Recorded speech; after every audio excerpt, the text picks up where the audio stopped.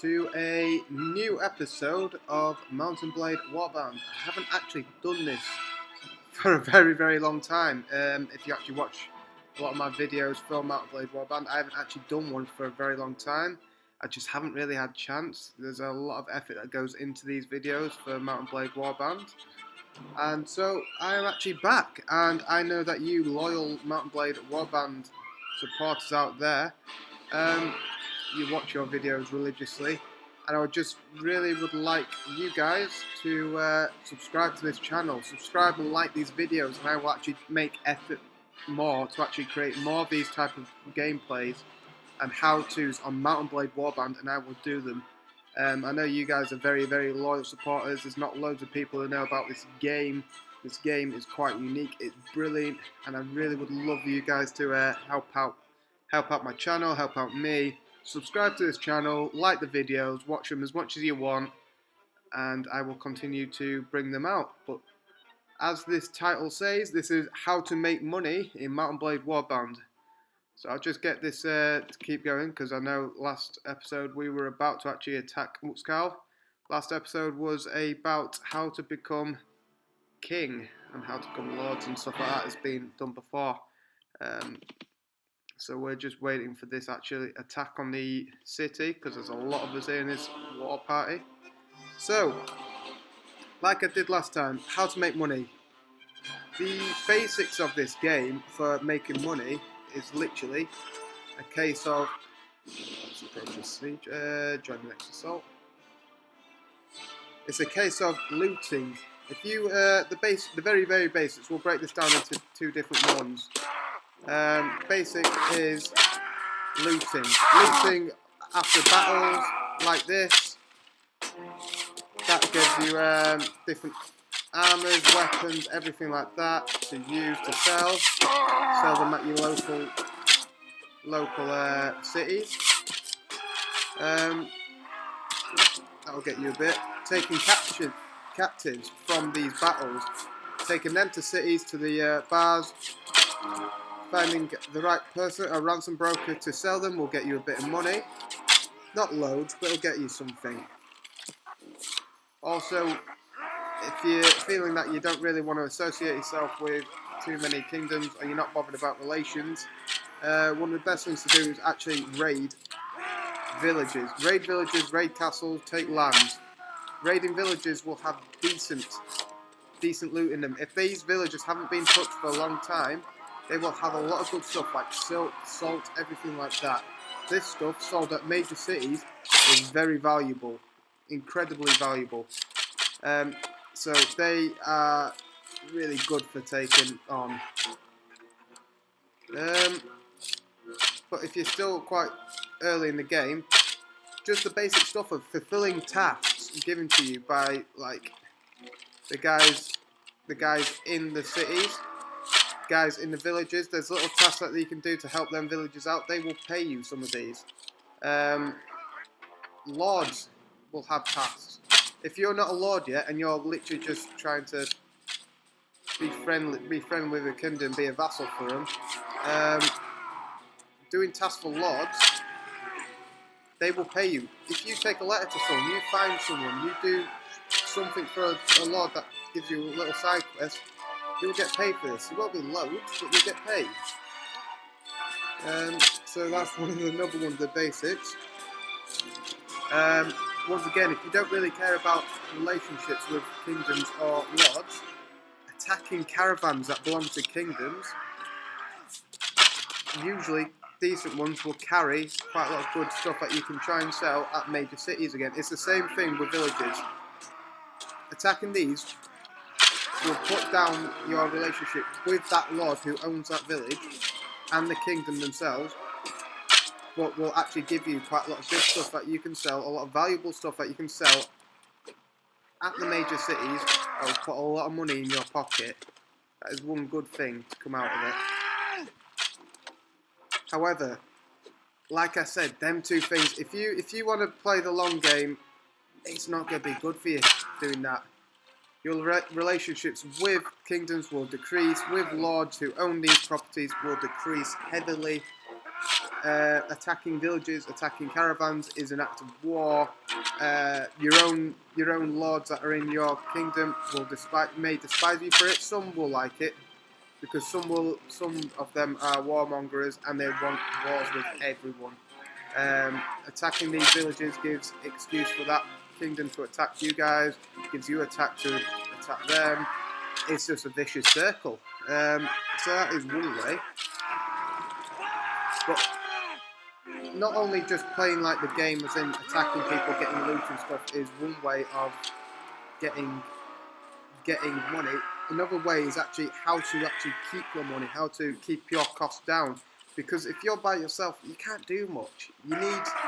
Obviously you need a raiding party or a war party with you. You need to be able to pay them, but you don't need to be paying too much. But also you don't want to be taken out by people. So it's a case of what is best for you.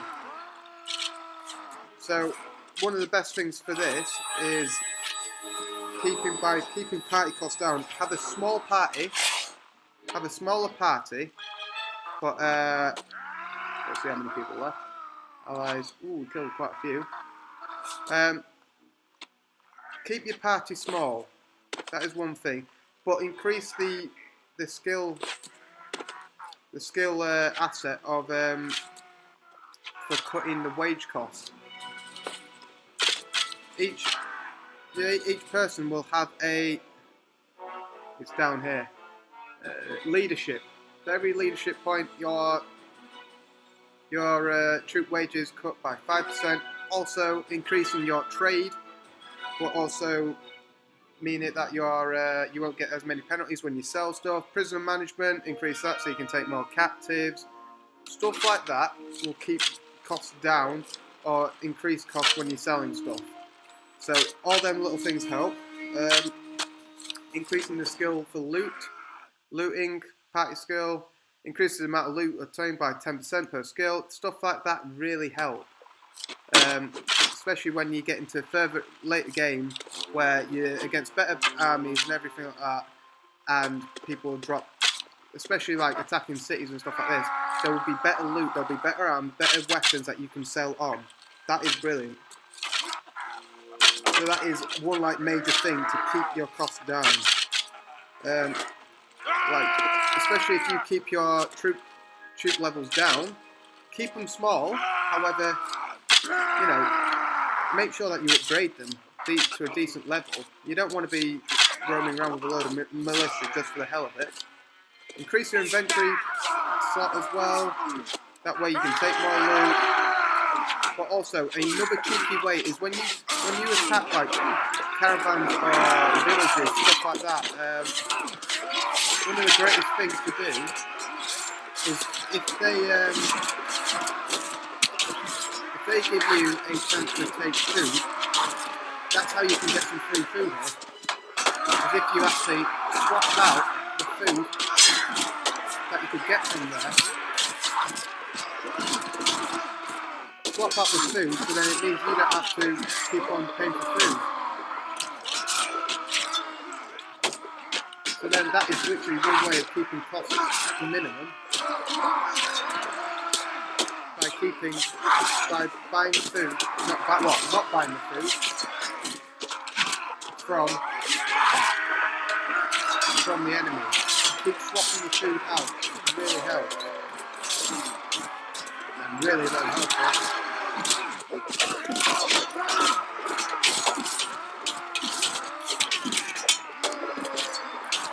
Yeah, concentrating not buying this. But yeah, swap out the food. This will be a cheaper option so that you don't have to keep on buying food. It's just an easier way. It means you save a lot of money. It's just a lot easier. So we're going to go into the more advanced terms now.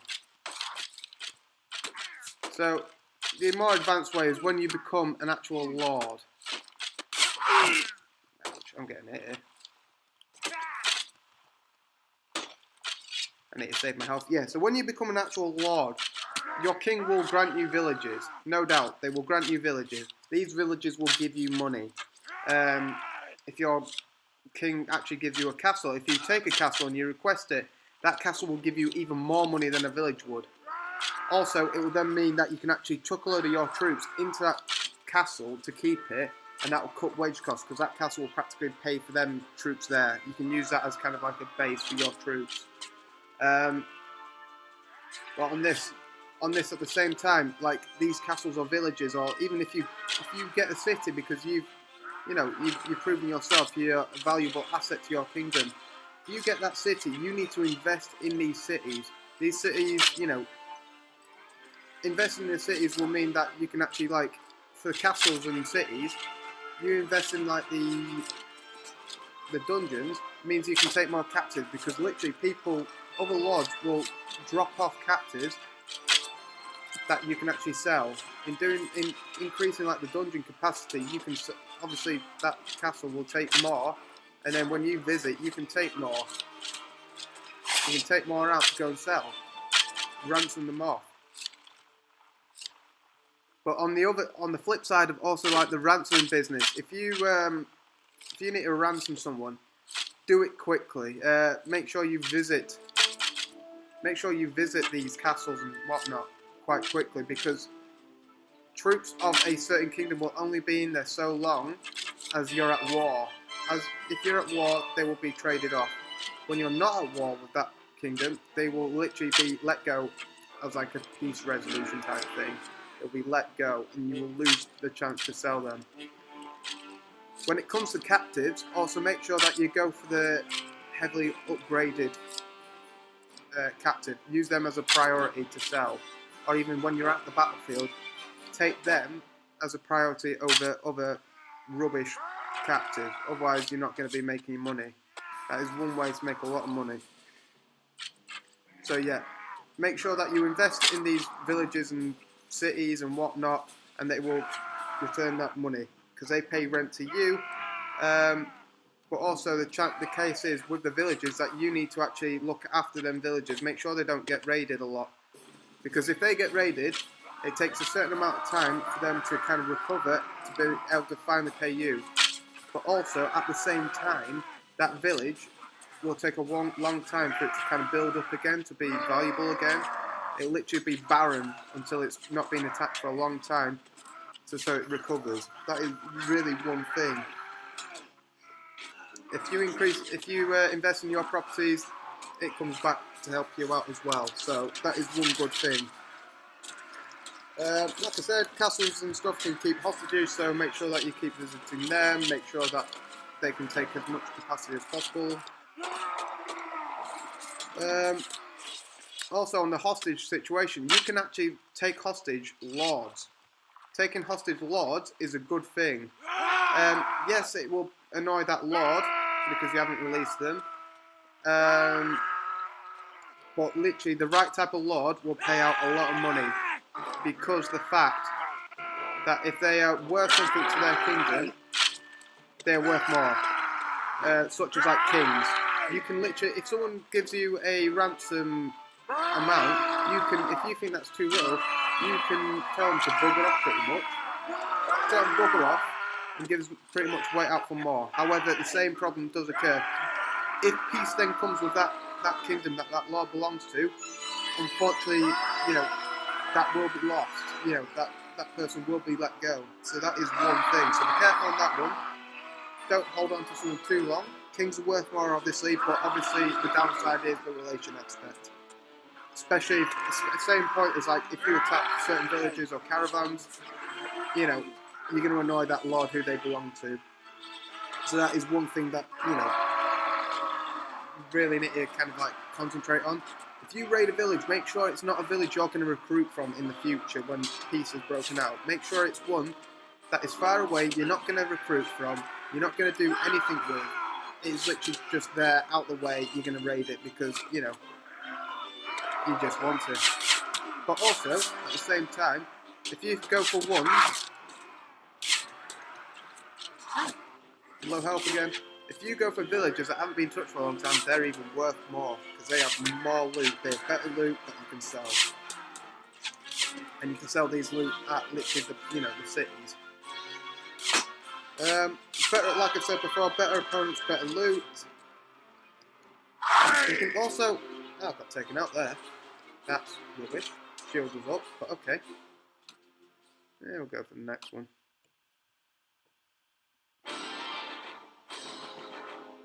Yeah, tell them to continue. But yeah, it seems stupid but cheap out when it comes to like yourself and your companions. Well, maybe not yourself, but when it comes to your companions, they cannot die, so cheap out on them. Wait to the point where you start attacking, better people to get better loot. So then, literally, all you do is take that loot, if it's decent, and give it to your companions. That's a way to really cheap out on that side of things. Moving on. One of the major things that I've found, especially long-term game, when you get a bit of money, start investing in the properties that you can buy in like the major towns. So like major cities like Uxcal. In here, you can buy literally land. It says land in there. Businesses. Literally, you can pay for your own business to be set up in that city. It'll give you loads of little options. You find the option that will give you the most profit. Try not to cheap out on this fact, because if you invest in a best you can. So in here, like I say, you can actually just take a walk around the city, and it's a case of finding the old man in here that will allow you to buy land. Who are you? See, it's the guild master. That's it, the guild master. I haven't played it for a while. But if you talk to the guild master, it's a case of, I wish to buy land in this town for a productive enterprise. And he goes, very good, sir. If the city are in positive relation with you, perfect. If the lord that owns that city also is in perfect relation with you, you'll be allowed to buy it, such as this. And literally, I do not know how much actually I have got in my personal item. So I've got 2,000, I've got not much money. I've got to wait for like the next payday, but I'll just show you for the purpose of this. So I wish to buy land, they're happy with me. It's a case of trying not to annoy too many nobles, but at the same time, you've got to make some money in the way to actually pay for these enterprises. So, if I wanted to do a weavery, buy a weavery, it's going to cost me 6,000 dinars, and pretty much you're looking for the profit. So your profit would be 68 dinars a week. That is poor. Yeah, you want to look for the ones that is going to give you the most profit. So that is how you do it. You buy these little businesses in here by going to the guild master. Make sure that people are happy with you as well. But also, make sure that you cheap out on your food and stuff. So a lot of this food I get here, I go for cheap food, stuff that is going to last for a bigger army. And I do that. So I'll just leave here. So these enterprises can only be bought in the biggest town, the biggest cities here, like Valuka and stuff like that, Yallen. I have probably quite a lot of, I think I've got a few businesses. So yeah, look, I've got my businesses here. So I've got 4 here. I've got oil press, I've got an ironworks, I've got tannery, I've got an oil press again. So these the costs come up. All of the costs come up. So I'm actually made 208 profit. Rents from Jamish, so that probably got raided quite recently. So it's going to take a while for that to recover. Keep your army cuts low. But the tip for this is, when you're in the business, make sure that you buy these businesses that are in your own territory, quite far in your own territory first. Make sure you buy them, invest in them heavily. Yes, it will cost you a lot of money, and it will take a while, but invest in them, and then once you've fulfilled all the ones in your own territory, then start buying ones that are in other people's territory. But at the same time, remember that if your kingdom goes to war with like this kingdom, you're going to lose the revenue from that one as long as the war is going, because they kind of like just seize your property and go, nah, you're not making it, fella. Wait till the war's over type thing. So make sure you fill up from your own territory first and then expand. Excuse me. Then obviously you just work your way through the kingdoms, work your way, and it's literally the best way to make money is by buying the properties. They add up. Make sure that you're in your king's favour. You're taking castles left, right, and centre. Request that you take the castles because they're good for revenue.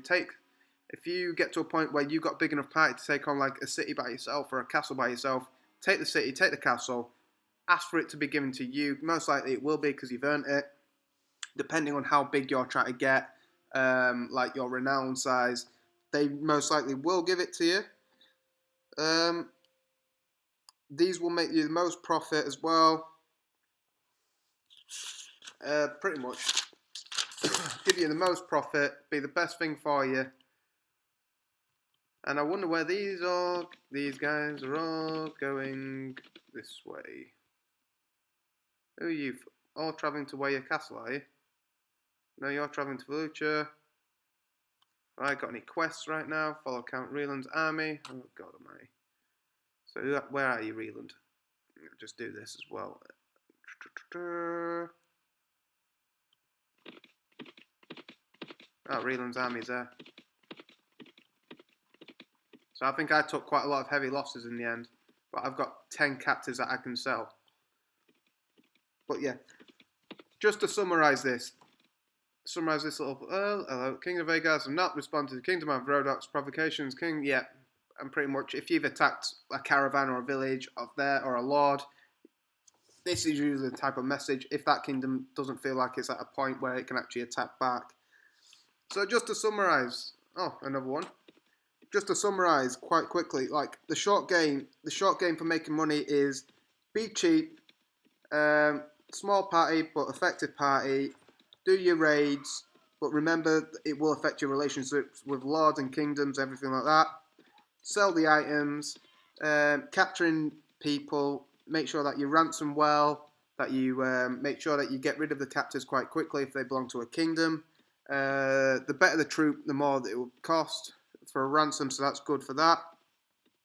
And the long game really is invest in the lands that you get given by your king or kingdom. Invest in them, they will come back, but also invest in businesses. Make sure that you invest in businesses in the bit largest towns.